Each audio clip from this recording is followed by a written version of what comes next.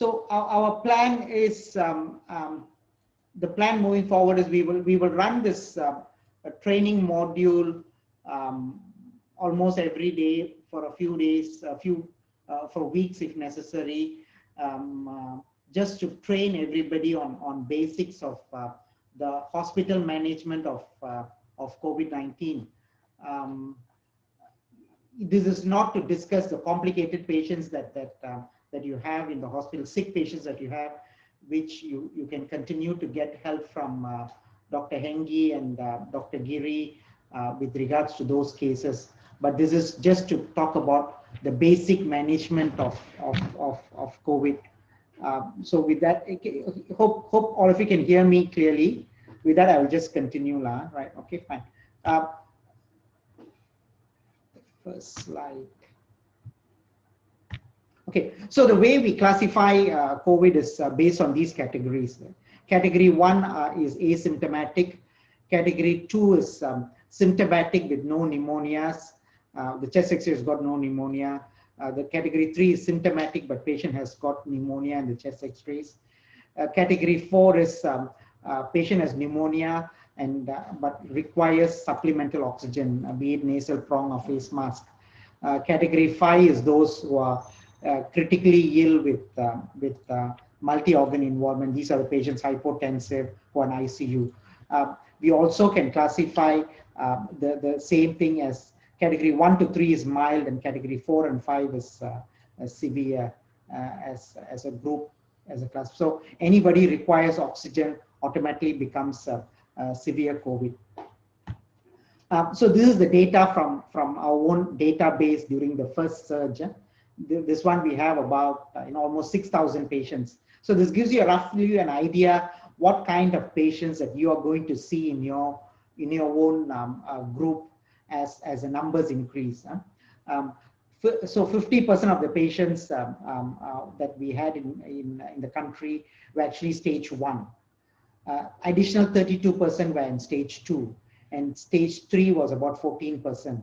And so this is the majority of the patients have got 5,000. There is about 92% of them had mild disease. About 8% of them went on to have severe disease. This 8% severe disease can be about 4.5% of them came into the hospital with severe disease, on arrival to the hospital already with severe disease. So as you guys, as the community spread increases, you will starting to see a lot of patients coming into you on admission already having severe disease. Another 3.5% of the patients come to the hospital mild disease and go on to get severe disease. And this is sort of the numbers that I think you will also see in your outbreak moving forward, right? But a lot of it also depends on age distribution. We don't know what group of patients are going to get infected in Sabah, right? And if the majority of the group is going to be older age group, then you're going to get more severe disease. The majority of the group is younger age group, then you're going to get mild disease. And so by far, we think age is the most important discriminatory factor to decide who gets severe disease and who gets mild disease. So let's hope the outbreak in Sabah involves mainly the young people. Then you will get away with just a lot of people with mild disease. So the way I see it moving forward in Sabah, these will be the challenges that they're going to face. Number one, we'll have to make sure there is no COVID-19 patient outside the COVID wards. COVID wards, we are all very careful on how we manage them, but outside the COVID wards, be it orthopedic ward, be it ONG ward, be it a surgical ward, we may not be that careful. So we'll have to make sure no COVID-19 patient ends up there.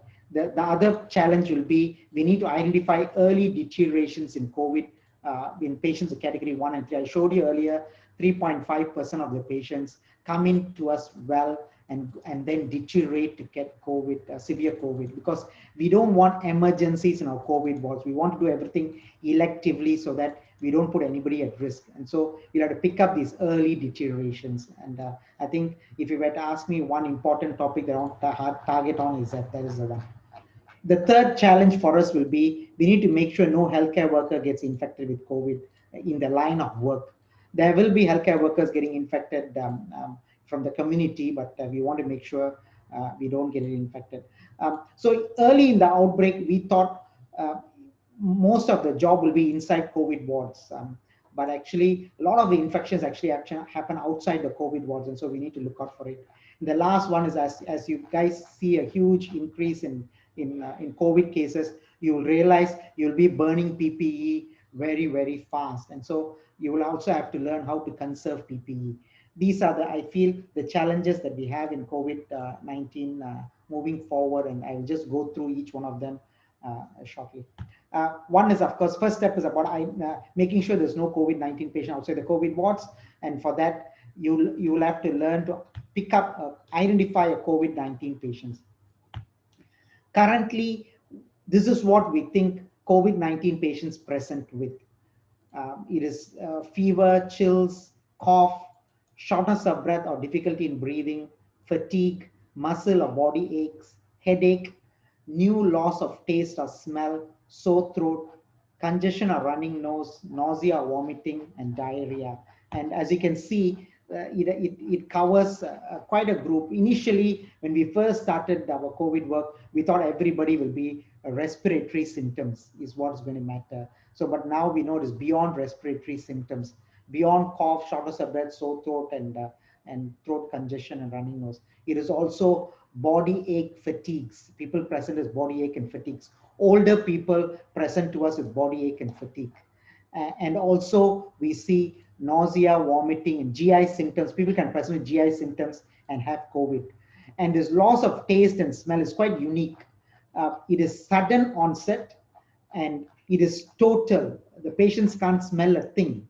The patients cannot taste a thing. So it is actually total loss of taste and smell, and it's of sudden onset. Younger group and women tend to have more of these symptoms, and this is something that you could look out for in your group of patients. And so remember, COVID is just not respiratory symptoms. It can be any one of these, and we'll have to learn to identify this group in other COVID wards too, and pick them up and get them for tested. Okay. And so when we also will be putting lots of PUI and SARI patients together. So if you put a confirmed COVID patients together, no problem. So we're going to put a lot of patients that we don't know has COVID in next to each other while waiting for the results to come back. And I'm told results are getting longer and longer to come back. So when you do that, we will have to advise patients to do these things so that there is no person-to-person transmission. We will limit it as much as possible. The patient should always wear a mask, especially when the staff comes into the room or when they leave their beds to go somewhere, whether go to the toilet or anywhere, they should wear a mask. And they are advised not to go near and talk to other patients unnecessarily. They are asked to wash their hands with soap and water, especially after using their toilet, and try and keep a social distancing of 2 meters from each other at all times. So how do we do this? We put up these posters in the wards where we keep our PUI patients or SARI patients. And we also have this system where as a patient comes in, we collect their WhatsApp number, and actually we send all these information through WhatsApp to them, these pictures by WhatsApp to them. And so that's something that we've been using it for quite some time, and we find it very useful. It's something that you could look at in your own setup, using patients' WhatsApp and sending them to them these WhatsApp messages. So that is regarding identifying COVID-19 patients outside COVID wards. Remember, it is just not respiratory symptoms. The next more important thing I want to bring up is identifying early deteriorations in COVID in patients. Right? So as I mentioned earlier, there is a group of about 3.5% of the patients come to us with early disease, stage 1, stage 2, stage 3, and go on to get severe disease. This patient, I understand in East Coast, could be in a stadium or a low-risk center. And so we need to identify these patients, because 92% of the patients do very well. It's only the 8% that do badly. So we'll have to learn to identify these patients and then bring them for care. So the medical officers should learn to do this very well, picking up mild cases that are likely to deteriorate. And so we do that in sort of a morning Passover. So this we think is extremely important. So during the morning Passover, the MOs present to us all the cases, and then we specialists have to now decide which one are likely to deteriorate, which one not likely to deteriorate, and then discuss these cases. And so in morning Passover, all the bad cases are discussed, all the new cases are discussed, so that we will know which one to focus on. This is our suggestion on how we should monitor these patients. The frequency of monitoring is based on their clinical severity. So if they are category 1 and 2, meaning asymptomatic or mild disease, no pneumonia, we recommend twice daily review. Twice daily review, and then the specialist or senior MO does a quick board rounds during morning and night shift, go through the patients for board rounds. MOs go in. Many times what we do is, if the patients have got no risk factors and they have no warning signs and they are asymptomatic, morning we go and see these patients. At night we just do a phone call. We make a phone call to them and then ask them for symptoms. And so we don't go and see them at night, so that we can save on unnecessary trip inside the patient's room. So that's what we do for category 1 and 2. So patients we've got a pneumonia and chest x-rays, we do twice daily reviews. We tend to use mu score to identify the sick patients. So that's something that you could consider in your own hospitals, whether you want to use mu score. Mu score puts together the tachycardias, the blood pressures, the oxygen requirements, and gives you a score. So it's a very good cumulative score that tells you how ill the patient is. And so it is useful to use mu score if it's possible in your setup. I'm told we have got apps in Android and in iPhones which can calculate these scores. And any increase in scores will tell you something is not right. But we do twice daily reviews. And pneumonia patients that require oxygen, these are the patients that we very carefully review, and because we want to try and see whether they don't go into critically ill. We want to fix them while they're still requiring nasal prong or face mask. So we do minimum 6-hourly review. Specialists usually alternate the MOs to see these patients. We again calculate mu score accurately, and any increased score we inform the doctor. So that is for pneumonia and hypoxia. So critically ill patients are managed, of course, in ICU, and we don't. We discuss at a case-to-case basis, right? So this is a sort of a monitoring review based on the clinical stage. We decide how often to review. So it is protocolized in the department so that everybody knows what to do. This is an example of a whiteboard that we have in our wards. The positive ones are red color, and the negative ones are the POIs are written in black just for us to know. And as you can see here, we write the clinical stage for all these patients. We know the age of these patients because, as I told you earlier, age is a very good risk factor. And then we also have questions about blood tests that we need to do, and treatment that is required. And so every ward will have an overview of all these patients, and as you can see here, we also have day of illness. So by looking at it, the specialist or the senior MOs knows which patient they should focus on, which patient they think are already doing very well. So the day of illness is useful, the current clinical stage is useful, and also age is useful. Sort of tells us what to do. And so it is very useful to have a whiteboard or a piece of paper where everything is documented per ward. So how do we recognize the patients that are going to be ill? We have taken something from the dengue. We call them warning signs. So these patients normally deteriorate at day 5 to day 10 of illness. So it's very important to know what is the day of illness. So day 5 to day 10 of illness where they usually deteriorate. The patients who deteriorate we tend to see a subtle rise in CRP. The CRP will be going up. So if that you use milligram per deciliter, it goes up by 20, 30. It doesn't go up to 100, 200. It is slowly creeps up 20, 30, 40. So it's slowly creeping CRP tells us that this patient could be deteriorating. A dropping absolute lymphocyte count tells us that the patient could be deteriorating. A persistent fever or a new onset fever tells us this patient could be deteriorating. And so patients with comorbidities and patients who are more than 50, again, are possible patients who can deteriorate. Okay. So what do we do for category 4 patients? These are category 4 patients, as you remember, are patients who got pneumonia and they require oxygen. So what we do is we tend to make them completely rest in bed. We even give them urinals or commode so they don't have to walk unnecessarily to the toilet. And we effectively manage their diarrheas if they have with loperamide so they don't have to go to the toilets. And in fact, sometimes we even give them we had a few portable oxygen tanks. We used to keep them in those wards so that they can use these portable oxygen tanks. So the idea is we don't want them to exert too much. There is some data from China saying that patients that exert too much get progressive pneumonias. And so we try not to let them exert. And I think that's a useful tool that we learned from China. Okay, so warning signs and make sure the category 4 patients don't exert.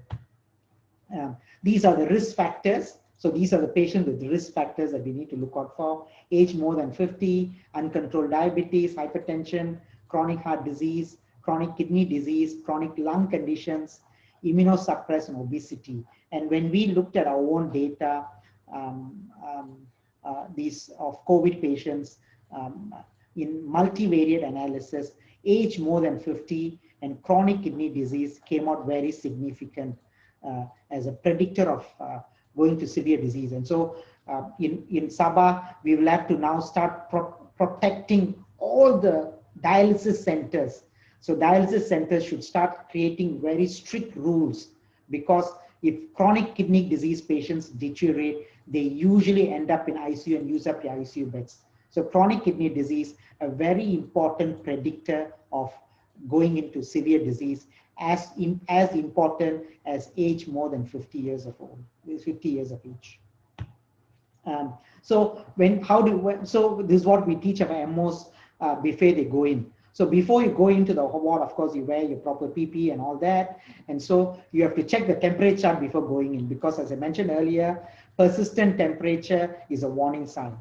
We also look at day of illness before we go in, because as I mentioned earlier, day 5 to day 10 of illness is a danger period. And so we look at the day of illness. So we look at the vital signs before we go in, the SpO2, the tachycardia before we go in, so that we know what questions to ask. So we tend to clerk the patients over the phone as much as possible, so that the amount of time that we need to spend inside the room is minimal. So most of the clerking we try and do over the phone. So once inside, we look at the IO charts, because early on in the disease, we realized many of our patients were tachycardic and hypotensive purely because of dehydration, because they were not drinking enough fluids. And we are not monitoring that. We are focusing on respiration. We never look at the IO chart. So look at the IO chart, convince patients to have frequent small amounts of fluids, and check for hypoxia. So the medical officers, if there's one thing that you can do to help the whole struggle, the most important thing will be checking for hypoxia diligently. Don't take shortcuts. So for every patient that you see, you ask for exertional dyspnea. You can ask for exertional dyspnea, and also count a respiratory rate for 1 minute. You should count the respiratory rate for 1 minute, and then you also have to check the SpO2. If in doubt with regards to exertional dyspnea, you can always ask the patient to walk a bit around the bed, but traditionally asking for exertional dyspnea is good enough. When you went to the toilet, did you feel short of breath? And respiratory rate should be counted for 1 minute, and you should check the SpO2. So these are 3 important things that you need to do every time you're inside the room. So that's regarding identifying early deteriorations. So if one thing I can tell you, summarize it again, it is about learning the day of illness and learning about warning signs. The third challenge that we are going to face is to make sure no healthcare worker gets infected with COVID. First, let's look at what to do inside the COVID wards. So what we do inside the COVID wards is, first thing is every staff need to check their temperature every day, twice a day, in fact, as they come into work and as they leave. And so they have to check temperature and they have to ask for symptoms. If any of them have respiratory symptoms, we will ask them to stay home. Don't come to work. You stay home. We will organize for a COVID test for you.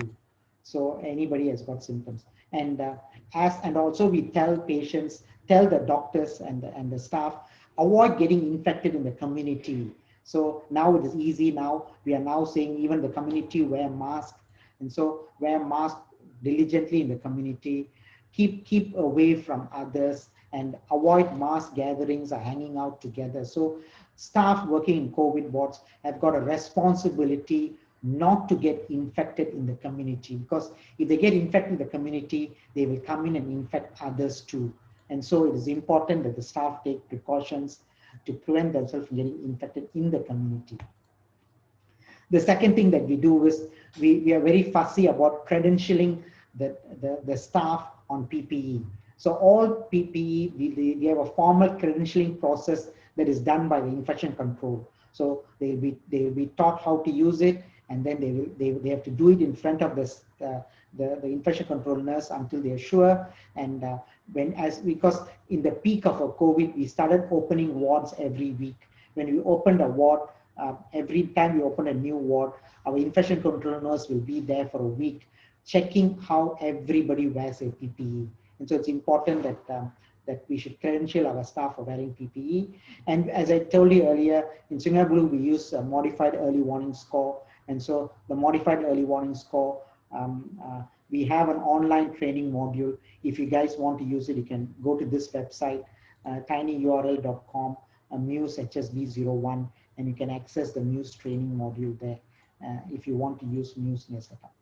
The other rules that we have to make sure we don't get infected will be, number one, go in pairs. We try as far as possible to go in pairs inside the rooms. The nurse and the doctor goes together. So nurse doesn't go separately and the doctor goes separately. We don't have to, as far as go in pairs. And if it's not possible, you have an observer that checks you when you're doffing and donning. And you should know your zone. So we divide the ward into green zone, yellow zone, and red zone. The red zone obviously is the place where the patient is. The yellow zone is where most of the activity is happening. The green zone is a safe zone where you probably eat and rest. And so everywhere there should be clear zoning, and each zoning there is very clear distinctions on what to wear, what PPE to wear. Regular hand hygiene, remind people not to touch their face and eyes, and we should always have an observer to watch the doffing and donning so that we can correct our mistakes. And we also have to remind the patients to wear masks when we are entering the room. When the patient wears a mask, the infectivity of the patient becomes very low. So whenever we enter the room, we remind the patient, please wear a mask when we enter the room. So we regularly give patients fresh masks for them to use every time that when we go in. So these are the 6 rules that we use to make sure staff don't get infected. So as I'm not sure whether you all know about it, we have about 600 healthcare workers who have been infected so far. But strangely, almost 55% of the healthcare workers were infected, not in the COVID ward, but from one healthcare worker to another. So each of healthcare worker to healthcare worker transmission is the most common way we get COVID. The second most common way, about 20-odd%, 21 or 22%, healthcare workers got infected from the community. Only 15 or 18% of the time, the healthcare workers got infected from patients. That too, it has always been outside the COVID wards. So far now, we don't have a confirmed COVID transmission from inside the COVID wards. And so the things that I mentioned earlier, if it's practiced correctly, I don't think there will be a transmission. But outside COVID ward is still a challenge. We should try and go through this outbreak in Sabah without a single hospital getting closed down or severely compromised because of COVID. I remember in Kuching, they had to screen almost 5,000 healthcare workers. In HSA, Health and Hospital Sultan Bahia in Alostar, again they had to screen almost 5,000 healthcare workers to control the outbreak in Alostar. So let's hope we don't have similar situations in Sabah, because we learn from those outbreaks. So what have we learned from those outbreaks? Number one, so this is the key word, right? So we should avoid crowded places and confined places. The confined places will be pantries, the surau, the places that we rest, the locker rooms. All these places, we will have to now be careful in these places, and we should avoid crowded places. So example, at the peak of our outbreak, our meetings happen like this. Our HOD meetings happen like this, where we are all spread out and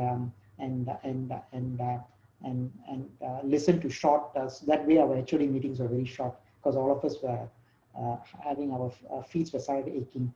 And this is an example of where we did our CME's auditorium. Again, a lot of physical distancing and even short HOD discussion within the departments. Everywhere there was lots of physical distancing when meetings were held.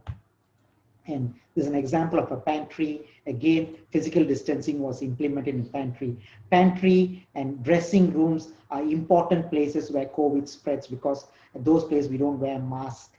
And so in these places, we will have to have COVID physical distancing instilled. And so at the peak of our outbreak, all our HODs were asked to go around the hospital to look for any infringements in these rules and make sure this gets reported to OSH. And so we were quite strict with these rules, and I hope hospital in Sabah also are very strict with these in the coming months. So the other thing we want to instill on people is COVID starts spreading. So imagine I'm going to get COVID. I've already got COVID. I'm asymptomatic now. In 2 or 3 days time, I'm going to get symptoms. But now, while I'm asymptomatic, I'm already starting to spread disease. And so I wear a mask because I don't want to be the source. I don't want to be the index patient for a cluster. And so, so this is what we teach people. Do not change behavior to avoid being infected. Assume you're infected and change behavior to avoid transmitting. So you are wearing a mask because you just don't want to be a part of a cluster. You don't want to be a start of a cluster, because you could very well be infective and you don't know about it, because vast majority of the patients are actually pre-symptomatic or asymptomatic. The other thing that we need to talk about will be conserving PPE. And so we have, I think some of it has already been implemented in your places. So the way we started conserving PPE is we started doing, we normalized COVID care. We started doing COVID care like patient 1 to patient 20. So we do like ward rounds. So the same doctor goes through the whole group of patients, and so they can conserve on the PPE. So as you know, when we enter the patient's room, we wear face shield, we wear gloves, we wear gowns, and we have head cover. These are the stuffs that we wear. In a PUI cubicle, what we do, in between patients, we change the gown, we change the outer gloves. We change these two. The rest of it we keep. So we maintain N95 face mask and eye shield. We change the gowns. We of course we change something that is soiled. If it's not soiled, we don't change. We practice hand hygiene between patients, and this is how we move between PUI patients. We change the gown, we change the gloves. The rest of it we keep. With regards to confirmed cases, confirmed COVID patients, we only change the outer glove and any soil PPE. All others we keep. We change the outer glove, hand hygiene, and then we wear a new glove and see the next patient. And so all that is done is so we can complete a whole ward rounds by keep on changing only the gloves. It's the only thing we change, and hand hygiene, of course, and we complete the ward rounds throughout with this. And so this way, the amount of PPE that we use in medical wards dramatically decreased. In stable wards, like, you know, we started keeping our patients in ILKKM, and so you are also keeping your patients in a stadium and all that, in alternative facilities. There, what we do is we have a doctor station. In a station that we sit, and patients come one by one and see us, and then they go back. That way, we are very organized, and we can finish up all. A single doctor can see all the patients in a systematic manner. So we used to have a doctor station, and patients came one-to-one. We didn't go to every patient bed. The other thing that I need to just to mention is about medical management of severe cases. As I told earlier, the medical management of severe cases in your own hospital, you can continue consulting Dr. Giri and Dr. Lee Hengi for the management of severe cases. You used to do it normally, and so it is not my purpose to take over that management. Just to give you an overview of how we manage our understanding of COVID management. So this is how we see COVID happening, right? So COVID, this is the day of illness. So COVID patients have viremia. The viremia increases, and after a while, viremia starts coming down. Initially, the patient's oxygen saturation is very good. Around about beginning of the second week of illness, they start requiring oxygen. There's a pulmonary phase. They start becoming hypoxic. Many of these patients who become hypoxic also have evidence of increased inflammatory response. The increased inflammatory response is evidenced by fever, increasing CRP, dropping absolute lymphocyte count, and actually some amount of neutrophilia. So that's what we see, increasing inflammatory response. This is what we see. So different phases, be it early in the inflammatory phase or late in the inflammatory phase or in the viremic phase, the treatment is different. And so I want to quote Benjamin Rush. Skill in medicine consists in eminent degree in the timing of remedies. So we think the COVID treatment, the trick is in timing the remedies. What time, which treatment you're going to give. And that's something you'll have to learn after managing sick patients at your own setting and after discussing with specialist case by case basis. Okay, so treatment depends on whether this person in the viremic phase, early pulmonary phase, or on late pulmonary phase. Treatment will be different. So the way we see COVID now in mild disease, what happens is they just have a viral response phase. By day 6, day 7, they become very well and nothing else happens. They get better. It's viral response phase. Most of the patients who get severe disease have an inflammatory response. What happens is the virus goes off and then there is a host inflammatory response. And that is the one that causes severe disease. So how do we pick up this host inflammatory response? These are the patients with persistent new onset fever and increasing oxygen requirements. And this is accompanied by increasing CRPs or dropping absolute lymphocyte counts. And if you were care to do a interleukin 6 levels, interleukin levels will be very high. And so this is a host inflammatory response. And we need to manage the host inflammatory response in most severe disease. So what do we recommend? We recommend dexamethasone, or if necessary, we won't use methylprednisolone. Many of us use dexamethasone in the early pulmonary phase. So it is recommended in patients who require supplemental oxygen. This usually happens in more than 7 days of illness. So anybody in early pulmonary phase, we use steroids correctly. So as you know, we will pick up the early pulmonary phase only if we monitor them carefully for deterioration. If you can monitor them carefully for deterioration, we can promptly give dexamethasone early so they never end up in ICU. And we also, for some patients, we use a drug called Dosalismap. Dosalismap is a IL-6 inhibitor. We tend to use Dosalismap if somebody comes to us with advanced cytokine release disease, very advanced disease, as grade 3 and grade 4, hypotension, requiring mechanical ventilation. They come to us with aggressive disease. Or there is evidence that this disease is progressing very rapidly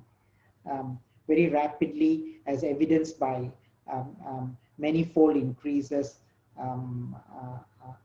or the rate of change of the patient is rapidly progressing. So we have now realized that we don't have to do IL-6 levels. Okay, CRP levels predict IL-6 levels, and so if you monitor the CRP, and if the patient's CRP is rapidly increasing and the patient is rapidly deteriorating, we could consider Tocilizumab. Or if the patient comes to you in a very advanced stage, you can consider Tocilizumab. But most other patients, you could get away with DEXA if you give it quite correct early in the early pulmonary phase.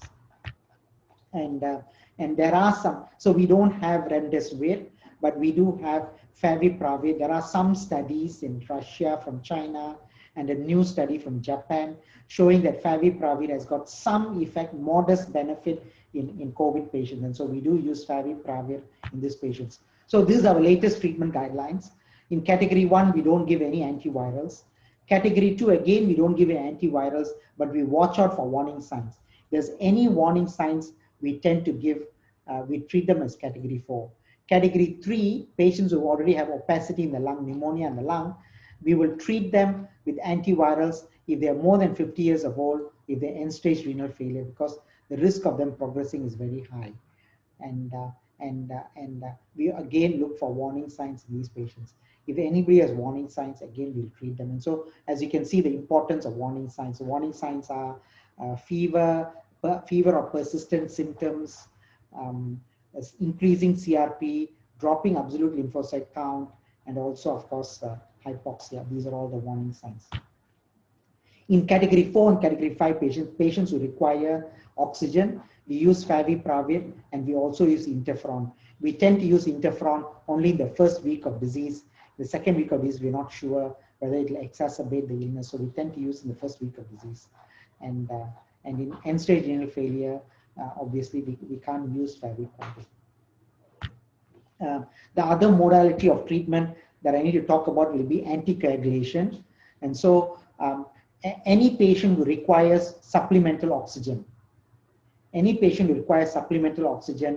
we give them low molecular heparin as a prophylaxis.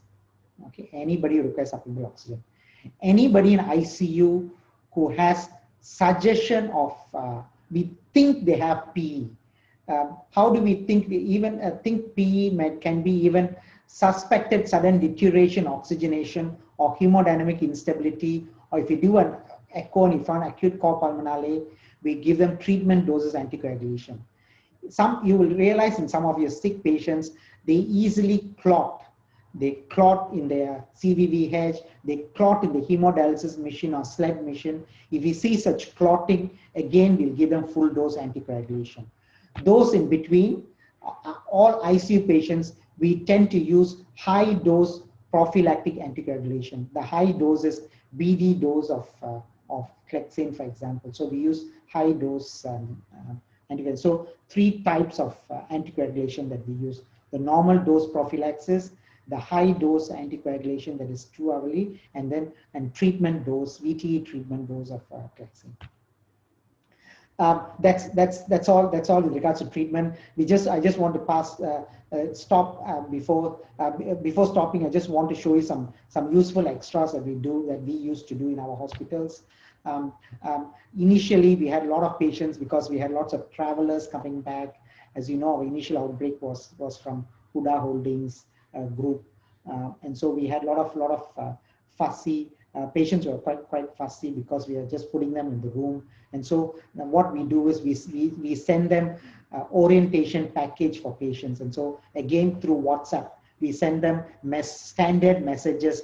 We send them through WhatsApp telling them what to expect expect when they go inside. And we also send them this message, and we also send them a pre-prepared message that we used to show. We tell them what to look out for. And if you want, we can pass you. We used to have these messages in Malay, Chinese, and English, and we used to send the appropriate messages to the appropriate person to these patients. So this was useful because the patients were less confused and less angry, because we leave them inside and never go and see them almost for 24 hours. We also had a communication flow, because because sometimes we didn't want people to call us and ask us about the condition, and we didn't know, we won't know who we are talking to. And so we tell our patients, asymptomatic patients, we tell them that we will ask them to update the family members so that we don't have to update them. The symptomatic stable patients, we said the same thing. But if they insist on us updating, we'll ask them for the name.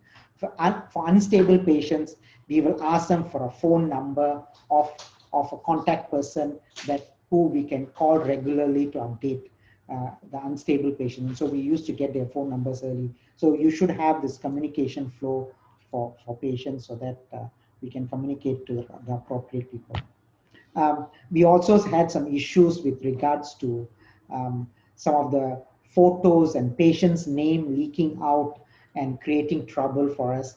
And so every patient working in the COVID ward, we made them sign up this confidentiality agreement form, so that to remind them that they have to be careful what they share using WhatsApp and social medias. And so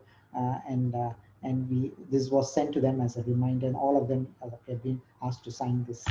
And that's it I have to say for you. And before I end, I'm showing you some remarks from Mike Ryan, who is the Executive Director for WHO Health Emergency Program, who has a lot of experience managing COVID. And he made these comments, and I think these comments are quite valid for us as you're going into this unknown.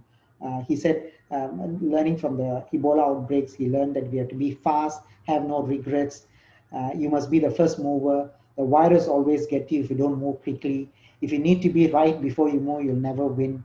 Perfection is the enemy of the good when it comes to emergency management.